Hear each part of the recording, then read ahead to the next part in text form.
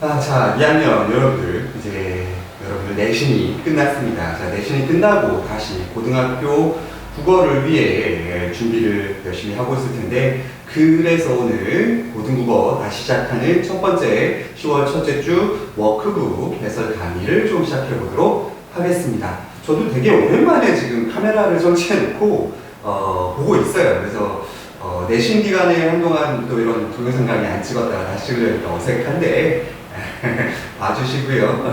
자, 그럼 이번 주 워크북 표지를 보시면 저도 여러분들 수업 시간에도 얘기했지만 좀 여러분들 놀랄만한 이야기를 하나만 2학년 친구들한테 하고 가겠습니다. 자, 내신국어 여러분들 지금까지 한 3번 봤나요? 예, 내신국어는 정말 껌이었고요. 이제 본격적으로 여러분들 그 나비효과에 나오는 고등학교 문제들을 보면 어떤 느낌이 듭니까? 예, 진짜로 내가 알던 국어가 이런 거였나 하고 싶은 좀 색다른 느낌도 들 거고, 또 너무 어려운 거 아닌가 하는 느낌도 들 이런 내용들로 채워져 있을 겁니다. 그거보다 더 중요한 건요, 지금 수능이 뭐예요? D-4년밖에 남지 않았다는 겁니다. 사실상 여러분들이 중학교 2학년 때까지는 제가 무슨 수능 준비를 하나요? 저에겐 아직 너무 먼 얘기 같아요 라고 생각을 하고 있었을 텐데, 그게 아니라는 거죠, 여러분들. 막상 여러분 고3 가서는 지금까지 했던 것들 정리하는 활동을 하게 되는 거지 새로운 걸 배우진 않습니다. 자, 그렇다면 이제 여러분들이 중학교 2학년, 중학교 3학년, 고등학교 1학년, 고등학교 2학년 앞으로 남아있는 이제 3년 반 혹은 4년 정도의 시간 동안에 여러분들이 수학능력 시험을 볼 수 있을 만큼의 공부량과 그만큼의 노력이 결정되는 겁니다. 여러분 4년 전에 초등학교 4학년이었을 때 생각해 보세요. 아무 생각 없이 놀던 그때에 비하면 지금 여러분들 좀 논 친구들은 놀았을 거고 공부한 친구들은 공부했을 텐데, 그 기간만큼 여러분들이 버티면 바로 여러분들이 수능 시험을 보는 세대가 되는 거라는 거 기억해 두시고 우리도 국어 계속 달려보겠습니다. 자, 참고로 이번 주에 어제 이거 녹화일이 수요일이니까 화요일 10월 10일 날 여러분들이 보는 수능 시험에 대한 가이드라인이 발표가 됐습니다. 간단하게 설명을 해주자면 국어에서는 더 이상 여러분들 선택 과목이 없습니다. 화법이든 작문이든 언어든 매체든 그리고 문학과 비문학 독서 등 여러분은 모두 공통으로 시험을 보셔야 되는 첫 세대가 될 겁니다. 나는 뭐 문법 안 해요, 나는 화법 작문 몰라서 안 해요, 안 됩니다. 여러분들은 모두 다 보셔야 되는 세대가 됐다는 거 수업 시간에 더 자세히 설명을 해드리도록 하죠. 자, 그러면 이번 주 과제였던 거, 자, 현대식 수라하고 수라의 백석의 수라 거꾸로, 그 다음 박재삼 시인의 추억에서 이 두 작품을 이번 주 주로 워크북 작품으로 넣어놨던 이유가 바로 저희가 지난 시간에 실시간에 했던 시어의 의미 찾는 챕터에 라디오과 워크북에 있던 그 두 시가 마침 나와 있어서 이 두 시를 여러분들한테 미리 소개를 시켜준 건데요. 자, 수라의 백석 좀 간단하게 먼저 설명을 해주면, 이 수라의 백석은 중학교 3학년 교과서에도 현재 실려 있습니다. 지금 이 강의를 듣는 분들의 학교는 아니고요. 뭐 해송중학교라든지 미송중학교가 쓰는 비상교과서 문제를 보게 되면 3학년 2학기에 이때 시험범위에 들어가는 수라가 있고요. 나머지 교과서는 안 배워도 되지 않아요? 저희 아닙니다. 고등학교 가면요, 그 고등학교 1학년 내신 교과서에 또 나오는 학교들이 많습니다. 뭐 이렇게 실려 있다라는 거. 그 다음에 추억에서, 박재삼의 추억에서는 뭡니까? 역시 고등학교 1학년, 2학년 국어 문학 교과서에 실려있는 작품이라는 거. 그래서 단순히 이 두 작품은요, 내신을 준비하는 것 뿐만이 아니라 어떤 학력평가라든지 수능 시험을 준비하는 과정에서도 반드시 알아둬야 되는 시간이 되겠습니다. 그래서 이번 주에 과제로 낸 거니까 너무 투덜대지 말고, 이번 주 워크북에 있던 독서 부분 있죠? 이 마지막에 있는 이 독서 부분을 저희가 수업 시간에 나가지 못했으므로 이 부분은 이번 주 과제에서 빼고 다음 주 과제로 넘기겠습니다. 자, 그러면 일단은 워크북 들어가기 전에 저희가 그 나비효과 워크북부터 좀 보고 가죠. 나비효과 워크북 시어의 의미 22쪽으로 가주세요. 일단 여러분들이 풀었을 테니까 혹시 방법은 두 가지예요, 여러분들. 자, 여러분들이 풀고 나서 이 강의를 보게 된다면 여러분들이 놓쳤던 부분이라든지 필요한 부분만 골라서 들으시면 되겠고요. 만약 여러분들이 아직 문제를 풀지 않은 상태에서 이 강의를 보게 된다, 그렇게 된다면 먼저 설명을 듣고 그 다음에 여러분들이 직접 문제를 풀어보고 그 다음에 다시 이 안에 문제 해설을 확인하는 걸로 해주면 가장 효과적인 방법이 되겠습니다. 자, 그러면 20 앞에요. 여기 박제3. 자, 나오는 C부터 가죠. 22쪽 시어의 의미. 자, 시어의 의미 지난 시간에 했던 거 좀 떠올려 봅시다. 여러분들 시어의 의미에서 중요하게 했던 거가 뭐였을까요? 시어의 의미에서는요, 우리가 제목에 일단 여기 나온 대로 뭐로 파악하기? 시의 제목을 가지고 시의 내용과 시의 의미들을 파악하는 방법 수업 시간에 했었고요. 그 다음에 상황과 문맥입니다. 자, 이거 여러분 우리 뭐라고 얘기했어? 어떤 맥락적인 상황에서의 시어의 의미를 파악하는 방법. 똑같은 시어라 하더라도 뭐에 따라 달라집니까? 그 화자가 처한 시적 상황이라든지 아니면 시적 대상이 처해 있는 상황에 따라서 다르게 해석해야 된다는 거 있었고요. 그 다음에 여기에 지금 안 나오는데 진짜 중요한 거 하나 있었죠. 뭐에? 자, 수식어로 확인하기, 그 다음에 서술어로 시어의 의미 파악하는 방법 지난 수업 시간에 저희가 배웠습니다. 자, 이렇게 지금 이 부분 잘 기억해둬서 밑에 문제로 실제로 적용해보죠. 자, 일단 박제3의 시부터 조금 해설을 들어가 보도록 하겠습니다. 자, 박제3의 여러분, 자, 추억에서입니다. 추억에서, 제목이 추억에서라는 건 화자가 지금 이야기하는 내용들이 추억일 거니까 화자는 어린아이는 아닐 거라는 거예요. 이런 거 정도는 파악할 수 있어야 됩니다. 자, 그 다음에 어른이 된 화자가 어린 시절의 자신의 이야기, 추억들을 떠올리는 건데 그 추억들이 뭐 즐거운 추억이었을 수도 있고요. 아니면 좀 아련하고 슬픈 기억일 수도 있었을 겁니다. 어떤 추억인지 확인해보죠. 자, 진주장터 생어물 전에는, 자, 일단은 진주장터가 나오죠. 진주장터, 실제로 여러분 경상남도의 지역에 있는 고향, 비빔밥이 유명한 곳이죠. 자, 이렇게 시에서 실제 진역이 나타나게 되면요, 어떤 걸 묻냐면 주로 사실감 같은 것들이 드러난다라고 표현합니다. 그래서 사실감을 주고요. 그리고 얘가 바로 시의 공간적 배경이 되겠죠.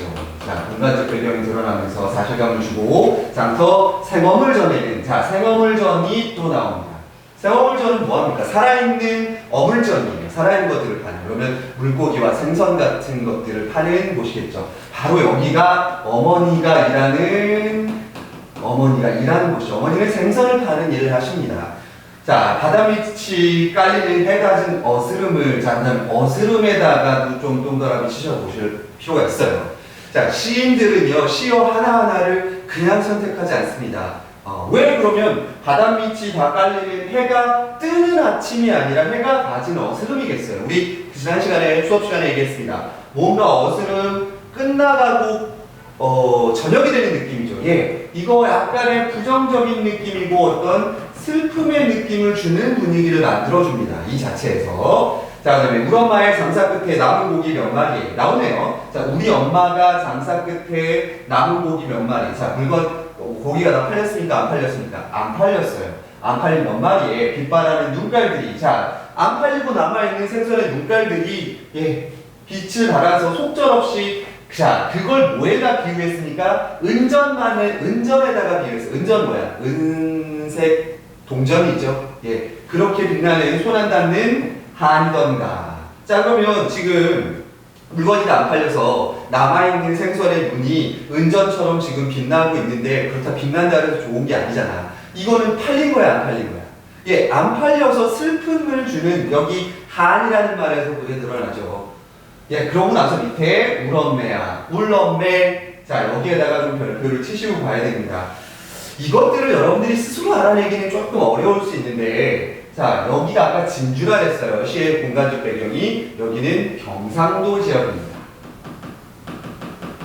자, 그러면 그 느낌을 살려주려면 경상도 지역에 뭐를 사용해주면 좋을까요? 사투리, 방언을 사용해주면 좋겠습니다. 자, 그랬을 때 울엄매가 여러분 바로 사투리입니다. 울 엄매요. 울 엄매. 우리 엄마라는 뜻도 되고요. 우리 엄마라는 뜻도 되고 동시에 지금 엄마가 어때요? 한이야. 물건 그 생선이 다 안 팔려서 한스럽습니다. 따라서 그것 때문에 슬퍼하는 울고 있는 엄마입니다. 울고 있는 엄마라는 뜻도 돼요. 이런 걸 뭐라 하냐면 중의적이라고 합니다. 중의적. 예, 두 가지 의미를 갖게 되는 의미라 해서 중의적이라고 하는데 지금 요 내용 울엄마에서 좀 파악해 볼 수 있습니다. 경상도 방언을 사용했고요. 그러니까 이 시가요, 여러분 아까 제목에서 추억에서만 얘기하니까 왠지 막 즐거운 이야기 같지만 그건 아니라는 거예요. 어렸을 때 엄마가 팔다 남은 물고기 그리고 그러다 보면 당연히 경제적으로 넉넉하지 않은 환경에서 지금 한이 맺혀서 그 팔다 남은 물고기의 그 눈동자들이 은전처럼 지금 비유가 돼 있고요. 자, 별받침도 그리 멀리 우리 온우의 머리맡엔 골방한데요. 자, 손시리게 떨던가 손시리게 떨던가. 자, 별받침일까요, 여러분들? 밤이에요. 자, 우리 온우입니다. 자, 온우이가 이 장사하러 간 엄마를 기다리면서 어디에 지금 들어와 있어요? 이 골방이에요. 골방에 처박혀가지고 손시리게 떨던가 손시리게 떨던가. 자, 일단 손이 시리다니까 촉각적 심상을 활용한 거고요. 자, 손시리게 떠는 거 무슨 의미인가요? 역시 불을 뗄 수 없을 만큼의 가정 환경이었다는 거. 라는 것도 여기서 또 한번 캐치가 가능합니다. 자, 다음 진주 남강이 맞다 해도, 자, 남강은 실제로 진주 지역에 흐르는 강이릅니다. 이 강에서 예전에 역사적 사건도 있었죠. 논개가 바로 일본 적장을 끌어안고 임진왜란 당시에 그 강으로 뛰어들었던 그 남강입니다. 진주 남강. 맞다고 해도 오명, 가명, 역시 여러분 이 부분도 경상도 사투리가 될 거고요. 오명, 가명, 명자로 끝내서 운유를 만들어주는 효과도 있고요. 오명, 가명. 신새벽이나 밤빛을 보는 것을, 자, 아무리 저 맑고 아름다운 남강이 있더라도 우리 엄마는 그 남강을 언제나 봐요. 신새벽이나 밤빛에만 봐요. 자, 이 이야기를 뭘 뜻하느냐? 신새벽, 이른 새벽에 장사하러 나가고 밤빛에서나 돌아오는 거죠. 예. 그러니까 그때만 보는 거 엄마는 저 남강이 얼마나 아름다운지 낮에 본 적이 없어요. 얼마나 반짝이는지를. 그럼 엄마가 일하러 간 사이에 누나 오누이, 나하고 누이는 지금 골방에서 손시리게 떨고 있잖아요. 자, 우리 엄마의 마음. 그런데 그랬을 때 우리 엄마의 마음은 어떠했을까? 자, 중심은 말을 하는 화자가 아닙니다. 자, 화자가 중심이 아니야. 화자는 그냥 추억을 떠올리는 역할에 국한돼 있고요. 결론은 화자가 아니라 우리 엄마의 이야기란 말이에요. 중요한 건. 그래서 우리 엄마의 마음은 어떠했고, 달빛바들 옹기 전에 옹기들 같이. 자, 옹기가 뭡니까? 항아리예요. 항아리도 역시 토속적인 분위기를 나타내주는 시어가 될 거고, 이 옹기들 같이 말없이 글썽이고 반짝이던 것인가? 자, 지금 말없이 글썽이고 반짝이던 거, 우리 이거 생각하면 뭘 떠올려야 돼? 눈물이 한이 맺혀가지고 눈물을 흘리는 걸로 예상해 볼 수 있는데, 자, 그거를 지금 뭐에다가 비유했어요?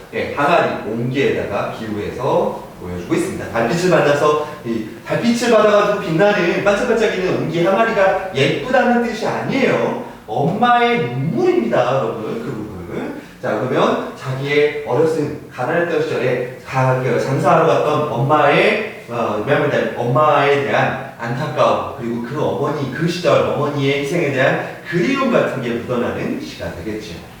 요 시는요, 아까 얘기한 대로 고등학교 교과서에도 실려 있습니다. 여러분들 꼭 확인해 주시고요. 자, 그러면 이번에는 오른쪽에 있는, 다른 시를 좀 보겠습니다. 제목부터 확인해 보죠. 제목이 뭐예요? 최두석의 담양장입니다. 자, 이래서 여러분들이 사회에 대한 지식이 조금 있어야 되는데, 자, 담양이라는 지역은요, 전라도 지역, 내륙 지역에 있습니다. 그리고 담양은 유명한 게 하나 있죠. 뭐가 유명하죠? 바로 대나무로 만든 제품들이 유명합니다. 그래서 실제로 담양을 가면 메타세콰이어 길도 있고, 가봤다는 뜻은 갔는데 혼자 가진 않았습니다. 이 좋은 데로 혼자 갈 거 없잖아. 그다음에 중록원이라고 해서 이렇게 대나무, 산 전체가 대나무로 되어 있는 산책로가 있는 곳도 유명해서 과거 오래전부터 대나무로 만든 제품들이 많았던 지역이 담양이에요. 자, 거기에 있는 담양장이니까 담양에 있는 시장이겠죠. 전통시장일 겁니다. 뭘 뜻하겠어요? 네. 여기서 어머니가 담양장에서 대나무로 만든 물건을 팔던 시절을 떠올리는 그런 시가 되겠습니다. 네. 네, 실제로 선생님 같은 경우도 이런 경험이 있어요. 저희 이제 선생님 고향은 충청, 서울이죠. 저 고향은 서울입니다. 근데 이제 어렸을 때 잠깐, 네, 서울 사람인데 선생님은 잠깐 살았던 곳이 충청도에 있는 충북 지역에 있는 그 충주의 수안보가 고향이에요. 그래서 거기서 저희 어머니도 물건을 파는 가게를 하셨어요. 기념품 같은 거 파시고 하는. 그때 어머니도 이 대나무 제품을 팔기 위해서 물건을 사러 담양을 가셨던 적이 있습니다. 그때 이제 아들이라고 선생님을 데리고 갔던 그 기억이 있어요. 저도 이 담양장이라는 시를 보고 되게 반가웠어요.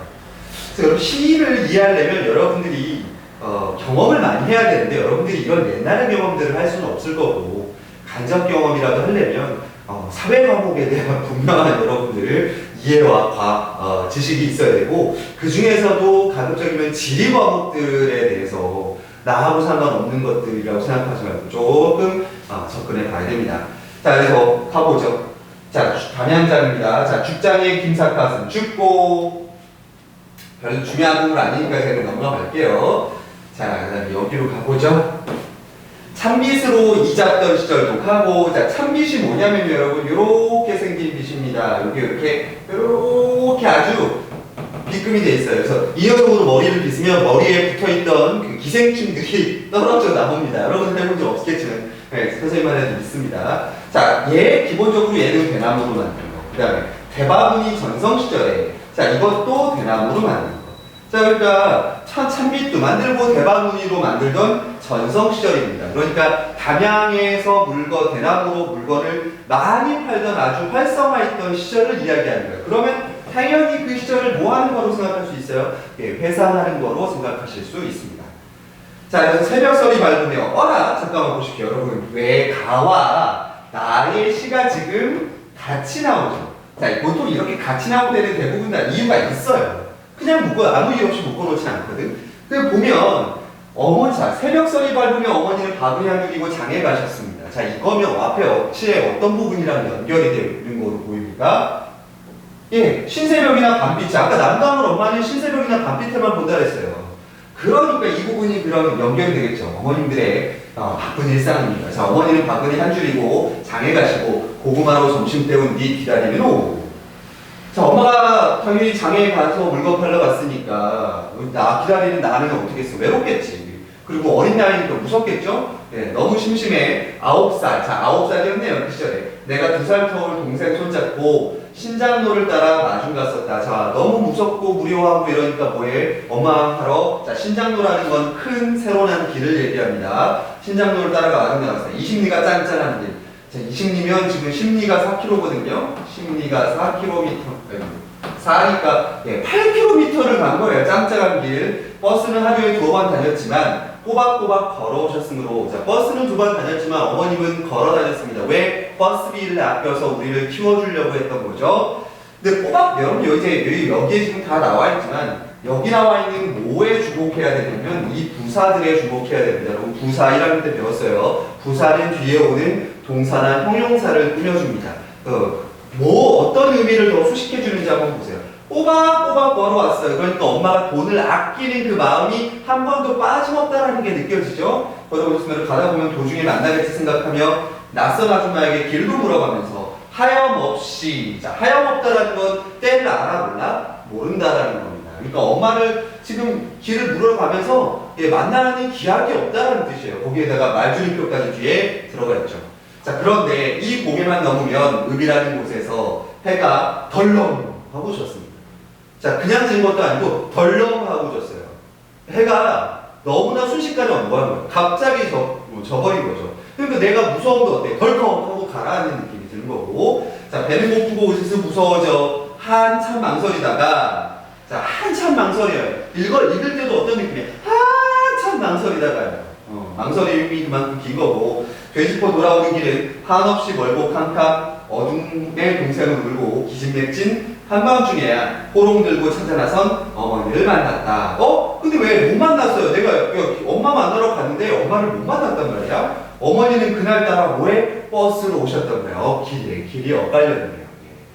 그러고서 여러분 여기다 하고 감탄사를 찍었어요. 자, 이런 걸 뭐라 하냐면 이런 걸 영탄법이라고 합니다. 영탄법. 자기의 느낌, 감탄사로 표현하는 부분이고요. 자, 요즘도 장난이면 자, 요즘은 다시 언제야? 그러면 이 어머니가 담양장에서 물건 팔고 어머니 데리러 가던 그 모습이 있던 과거가 아니라 이제 요즘이니까 현재로 돌아온 거잖아. 자, 현재도 장난이면 허리 군 어머니가 플라스틱에 밀려 시세도 없는 대바구니 옆에 쭈그려 앉아. 자, 중요한 거 나오네요. 허리가 굽었으니까 어머니는 뭐가 될 나이가 드신 거예요, 이제는. 그 다음에 플라스틱에 밀려 시세도 없는 자, 대나무 대신 요새 누가 대나무 씁니까? 요새 더 편리하고 가격도 싼 플라스틱이 있잖아요. 그러니까 플라스틱에 밀려서 시세도 없는 가격도 나가지 않는 바구니 옆에 쭈그려 앉아. 자, 그럼에도 불구하고 어머님은 요즘도 뭐 한다라는 걸 알 수 있어요. 대나무로 만든 제품을 팔러 나가신다라는 게 나와요.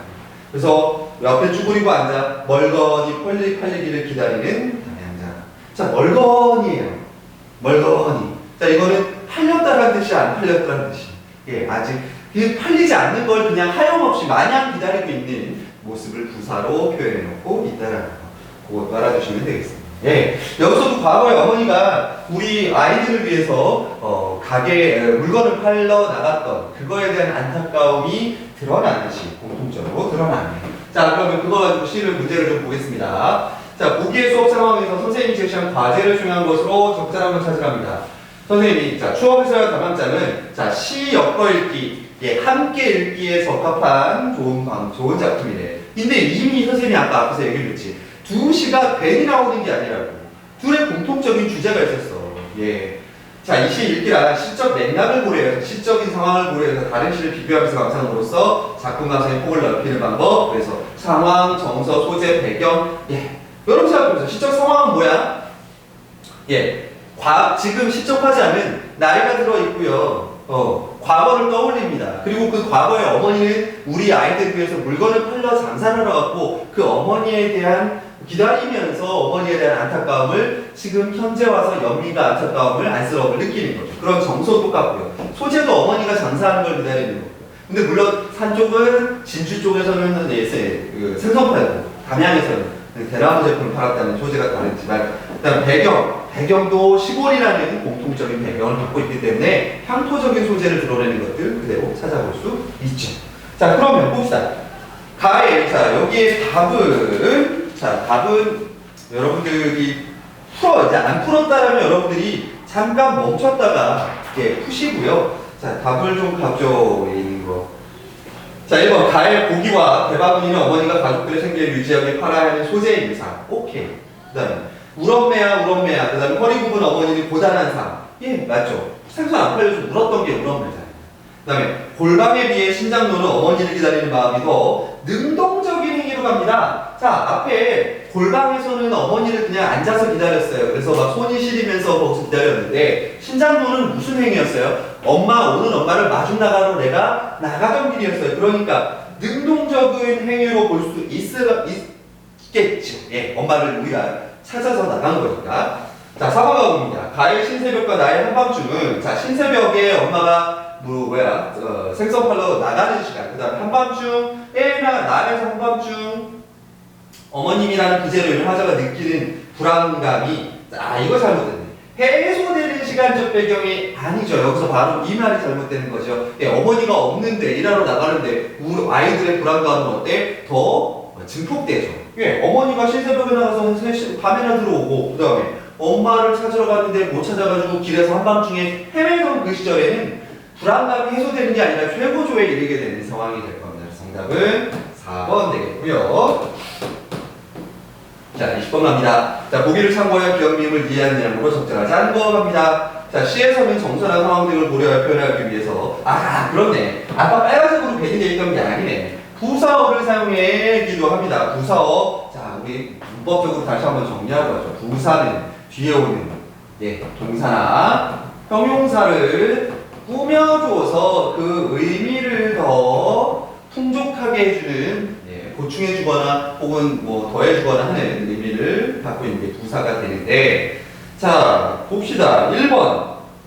1번은 꼬박꼬박이에요. 꼬박꼬박은 늘 걸어서, 꼬박꼬박이니까 매일 일상을 상징한다. 얘 맞죠? 그 다음에 니은 하염없이 기다리는 거예요. 그러니까 길고 멀었다라는 거 맞아. 그 다음에 디귿 덜렁입니다. 덜렁하고 해가 져버렸어요. 갑작스럽게 해가지고 놀라는 심리, 철컹하는 거죠. 그 다음에 미을은 뭐였습니까?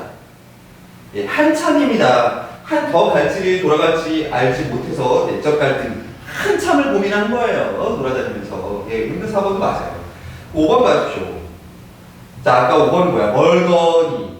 자, 장이 끝나서 장사를 맞춰야 하는. 자, 어머니가 플라스틱 대짜리에 그 제품에 밀려가지고 대나무 안 팔리는데도 그냥 멀거니 앉아있는 거예요. 그럼 그건 물건이 단순하게 장이 끝났다는 걸 의미하는 게 아니라 이제 플라스틱에 밀려서 더 이상 팔리지 않는 안타까움 같은 것들을 드러내주는 거라고 봐야 되겠거든요. 그래서 답이 5번, 잘못된 거 5번 되겠습니다. 자, 그럼 뒤에 나오는 거, 이제 두 번째 시. 자, 근데 제가 이거 시간을 제가 체크를 안 했네요.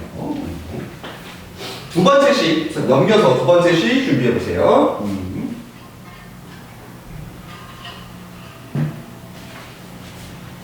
제가 이렇게 앞으로 가면 제 얼굴이 좀 크게 나오는군요. 미안합니다. 부담스러운가요? 자, 근데 저희가 이제 그 영상을 찍다 보면 이게 저 화면이 되게 밝아요. 그러다 보니까 저 앞에 서 있으면 제가 굉장히 얼굴 시커멓게 나오거든요.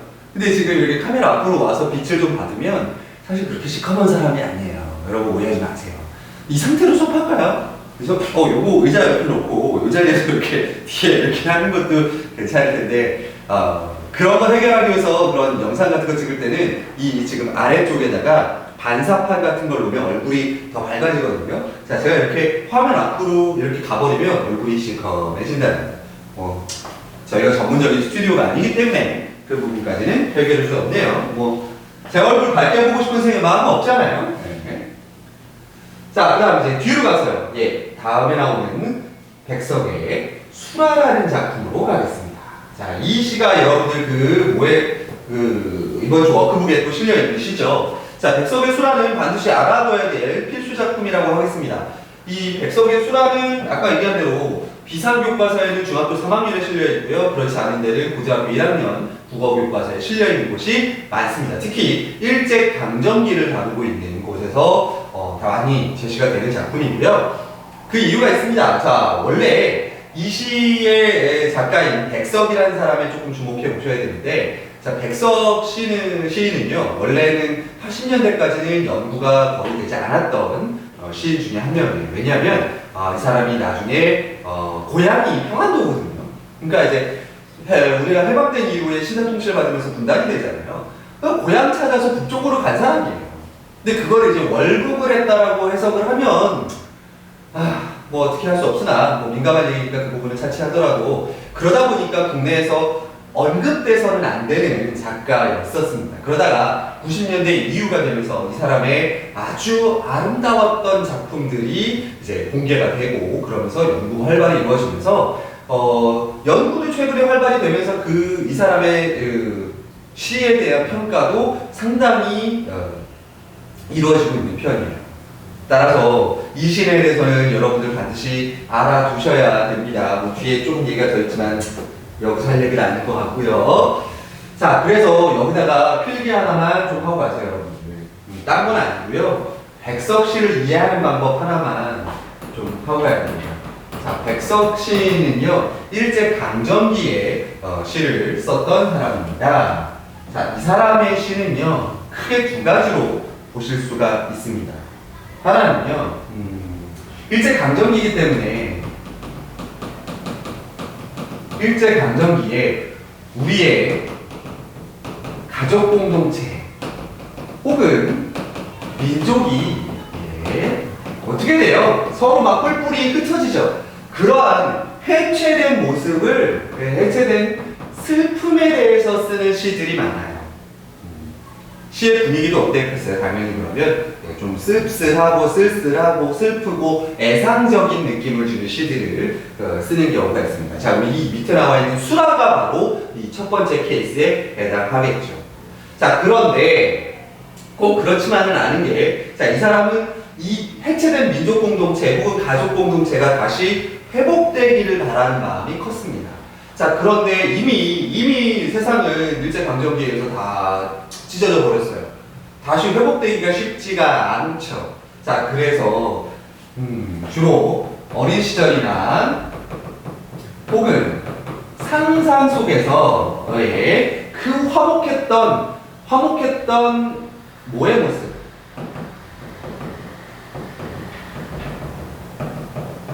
고향과 가족의 모습을 떠올리는 시들을 발표합니다. 자, 이 시의 분위기는 어떻겠어요, 그러니까? 물론 어린 시절을 떠올려서 했지만 다시는 돌아갈 수 없는 그 시절, 매우 화목하고요, 약간 동화적인 느낌이 나도록 정말로 행복하게 표현해내는 작가예요. 그래서 분위기가 어떻겠어요? 완전히 반대가 되겠지. 한쪽은 진짜 슬픔으로 가득 찬 파트가 될 거고, 한쪽은 이 어린 시절에 분주하고 경쾌하게 놀았던 그 분위기. 진짜로 여러분, 이 백석의 시는요, 끊임없이 나와서 올해만 해도 벌써 송도고등학교의 1학년에 학교에 소속하지 않았던 외부 지문으로도 이 사람의 시가 나오기도 했고요. 꼭 알아주셔야 됩니다, 여러분, 백석. 그래서 백석은 앞으로도 이 교재에도 앞에 여승이 나왔었습니다. 그 부분들 참고한다라면 이 백석에 대한 이해 계속해서 앞으로 선생님 수업 시간에 얘기를 좀 해주겠습니다. 그러고 보니까 제가 백석시를 배운 적이 있네요. 현송중학교 학생들은 아니겠지만 신성이나 신송중학교 학생들은 배운 적이 있습니다. 어디서 배웠어요? 여러분 2학년 1학기 첫 시험 볼 때 고향이라는 타관에서 국관에서 아파가지고 병원 갔더니 의원이 이렇게 맥을 짚고 맥에서 따뜻함을 느꼈다, 고향을 느꼈다라고 하는 그 백석의 고향이라는 시를 배웠을 겁니다. 그게 바로 그래요. 화목하고 있는 고향 가지고 요거 보여주던 그런 시들의 유형이 될 텐데, 오늘 배우게 될 수라는 그하고 완전 정반대. 한번 들어가 보죠.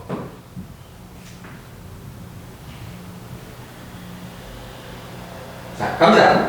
자, 거미 새끼 하나 밤바닥에 내린 것을. 자, 이 시는요, 말하는 나는 그렇게 사실 중요하지 않아요. 이 시적 대상이 바로 이 거미가 됩니다. 여러분들도 만약에 거미가, 그 거미가 밤바닥에 나타난 것을 보고 나는 아무 생각이 없어. 자, 여러분들도 어때? 내 밤에 만약에 거미가 나타났어. 그럼 어떡할까요? 하고 그냥 이렇게 하고 해야 되나? 이거 혹시 고막테러에서 미안. 자, 생각이 없이 그냥 문 밖으로 쓸어내버립니다. 자, 무심해. 일단 아무 문제가 없어요, 지금 거미 하나 가지고는. 자, 근데 그때가 어때? 차디찬 밤이랍니다.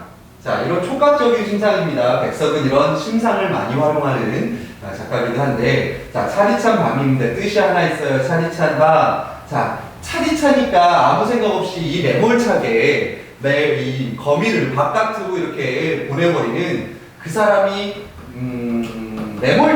성격이 매몰차다라는 걸 보여주기도 하고, 자, 지금 거미를 바깥으로 내보냈는데 바깥이 차디찬 밤이야. 자, 그러니까 이거는 보통과 우리 배웠습니다, 지난번에. 차단할 밤이라는 것은 보통 긍정보다는 부정적인 시어로 많이 사용되고, 고통과 시련이라는 바깥에 있는 현실을 보여주는 하필 차디찬 밤이에요. 시련과 고통의 시간이라는 의미를 보여주기도 합니다.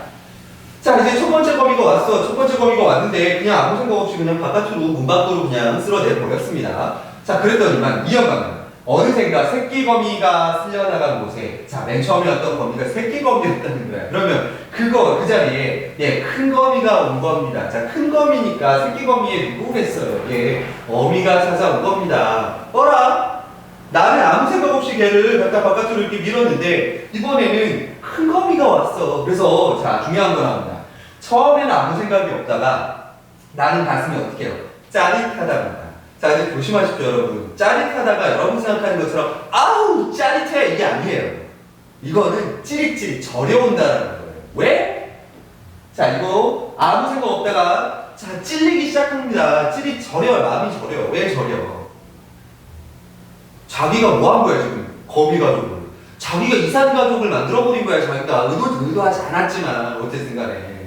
그래서 마음이 저려옵니다. 나는 또 큰 거미를 쓸어 문 밖으로 버리며, 자 조심하실 게 또 이 문 밖으로 버린다라는 행위가 뭐 얘를 뭐 갖다 내버린다는 뜻이 아니죠. 이제는. 왜? 이제 문 밖으로 버리는 행위는 먼저 왔던 새끼 거미를 뭐 하는 거야? 다시 만나도록 가서 니네 가족끼리 다시 만나 하고 오히려 보내주는 거예요.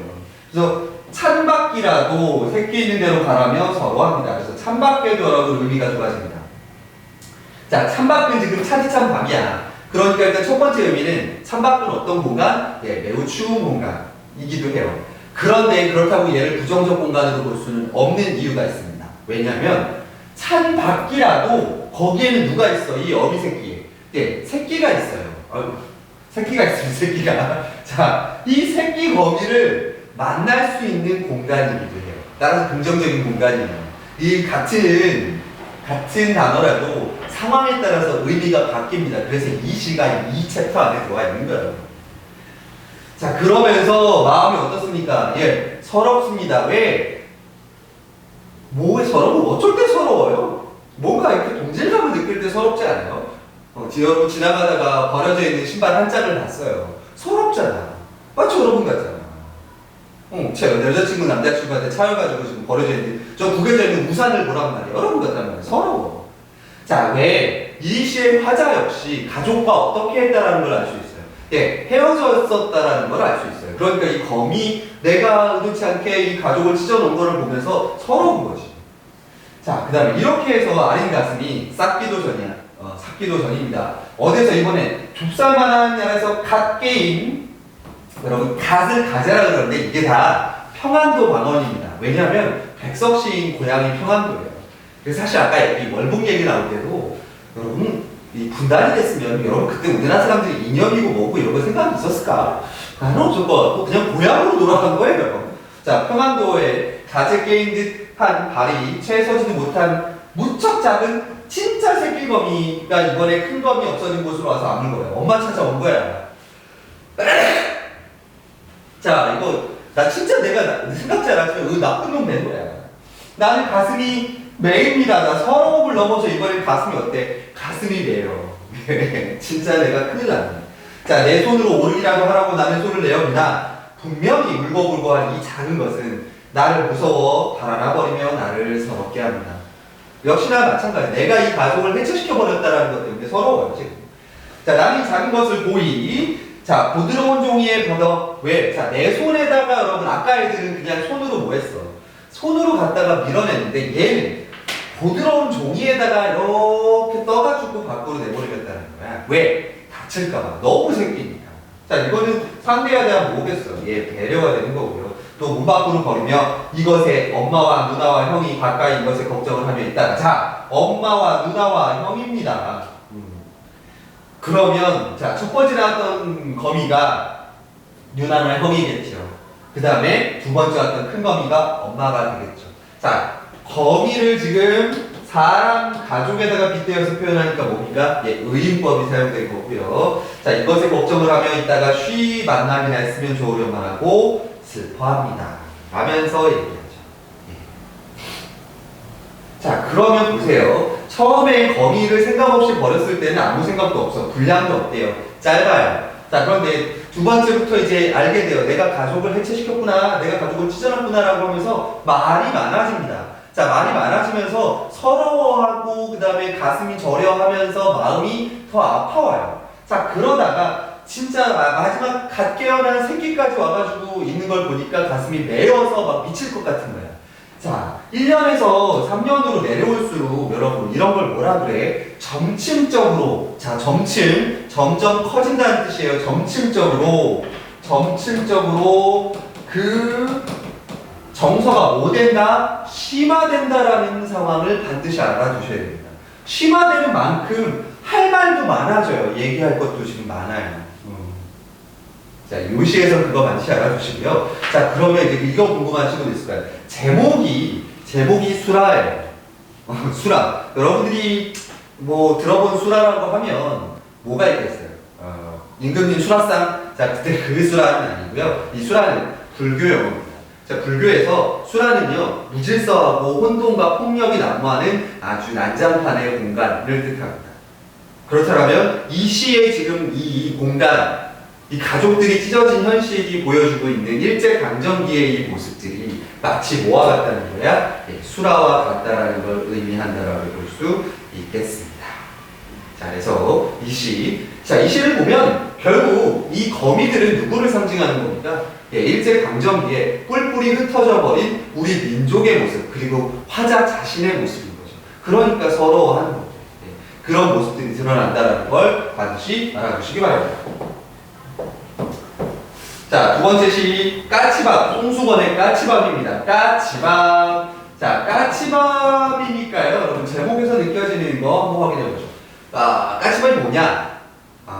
이렇게 겨울이 되면 나무가 있고요. 거기에 특히 이제 감나무 같은 거에 보면 위에 맨 꼭대기에 사람 손이 닿지 않는 곳에 일부러 몇 개의 감 같은 건 따지 않고 남겨둡니다. 자, 그 이유가 뭐냐면 겨울을 지내야 될 때, 그때 새들은 겨울에 먹을 걸 찾기가 어렵죠. 그러니까 거기 남겨져 있는 까치밥을, 까치가 그걸 먹으라. 새들이 남겨져 있는 그 감을 먹으라고 해서 까치밥이라고 이름 붙입니다. 자, 이거 어떤 의미를 갖나요? 한겨울에 먹을 게 없는 새들을 위한 인간의 따뜻한 배려라고 볼 수 있어요. 배려? 잠깐만. 두 시를 엮었어? 근데 배려라고요? 까치밥이 배려야? 그럼 뭔가 떠올라야 돼. 앞에 배려를 보여줬던 거 하나 있었어. 호두라운 종이에 싸서 버리던 거. 예, 이런 식으로 시를 읽으면서 바로바로 여러분들이 좀 캐치를 하고 갈 필요가 있습니다. 자, 그럼 어떤 게 도대체 배려, 저 까치밥으로 어떤 시들을 써나가는지 내용 확인해보죠.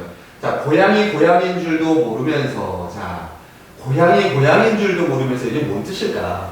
자, 고향은 여러분, 우리에게 어떤 의미예요? 여러분들은 사실 고향이 어디예요? 그러면 무슨 산부인과 일단 대답이나 하겠지만, 선생님만 해도 서울 사람인 선생님도 고향이라고 얘기하면, 충주가 고향인데, 잠깐만요, 여러분. 예,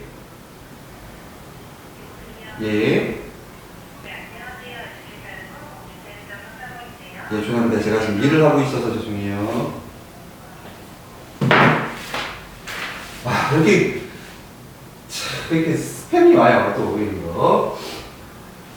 자, 고향은요, 여러분들, 자기의 원래 태어난 곳이기 때문에 어떤 아련함과 그리고 진정한 의미 같은 것들을 좀 느껴지는 게 있어요. 인간은 모두 태어난 곳으로 다 돌아가고 싶어 하고. 자, 그런데 고향인 줄을 모른다는 건 고향의 의미를 안다, 모른다.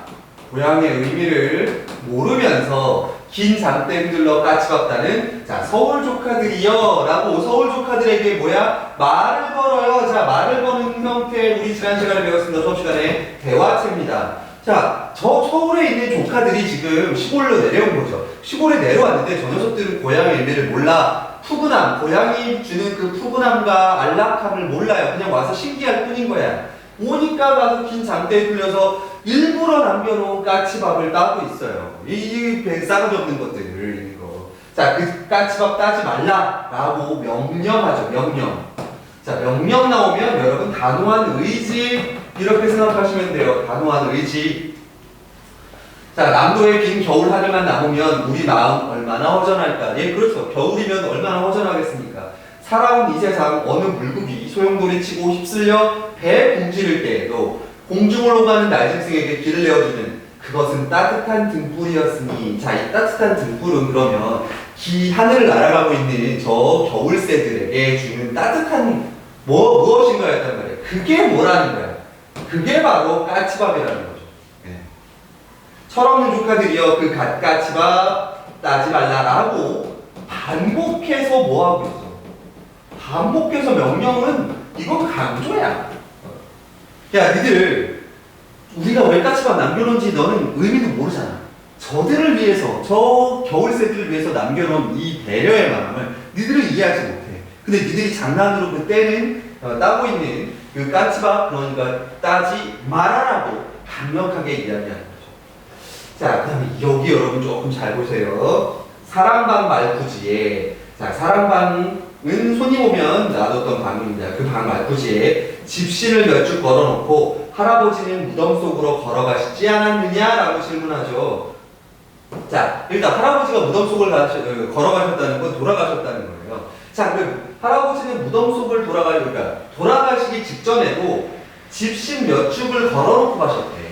자, 여러분 돌아가시는 분이 저승 가시거나 뭐 어디 가실 때 집신 신고 가실 일이 없잖아. 근데 집신을 만들었다라는 건 죽어가면서까지, 자, 집신은 뭐야? 타인을 위해서, 다른 사람을 위해서 뭐 한 거야? 예, 자신은 신지 않더라도 다른 이들을 배려한 거라고 볼 수 있어요. 그러면 까치밥도 타인을 위한 뭐야? 배려죠. 예, 그럼 집신도 까치밥도 같은 의미가 될 겁니다.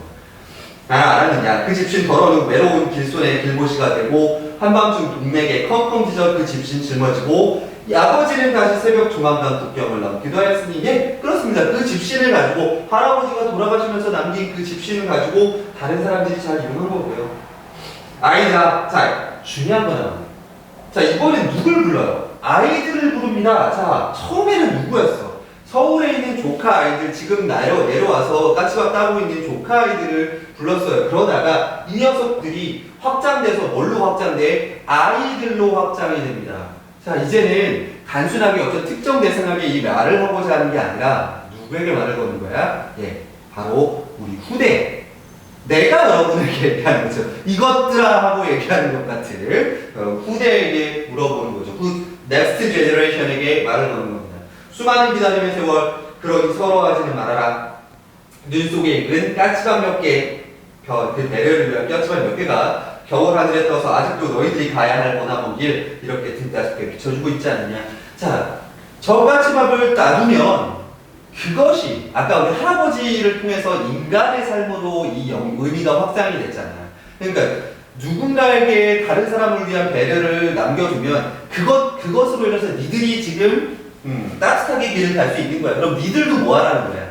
니들도 니들 후대 혹은 타인을 위해서 까치밥을 남겨두어라라는 중요한 교훈을 알려주고 있는 예시가 되겠습니다.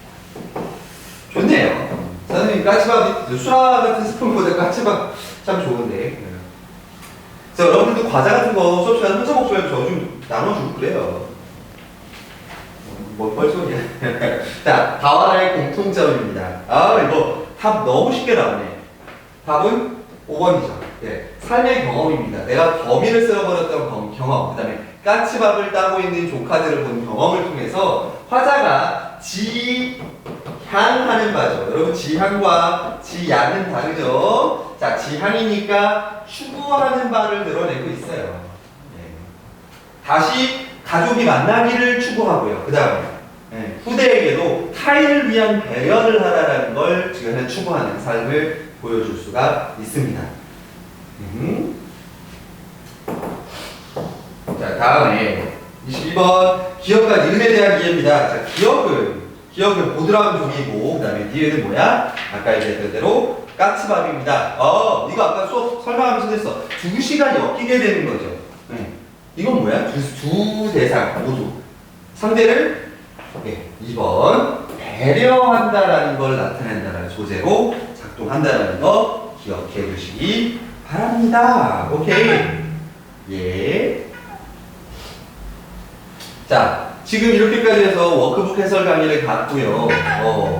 그럼 그 두 시를 가지고 여러분들 해설하는 강의가 뒤에 찍을까 말까. 자, 고민 좀 해보고요. 어쨌든 요 강의 제가 3시간 체크해보고 시간 어느 정도 나는지 확인해보고, 만약에 시간이 너무 길다 그러면 아마 수업 때 여러분들 이 워크북 채점한 거 확인하고 질문 받는 형태로 진행하겠습니다. 일단은 여기서 한번 끊고 할게요.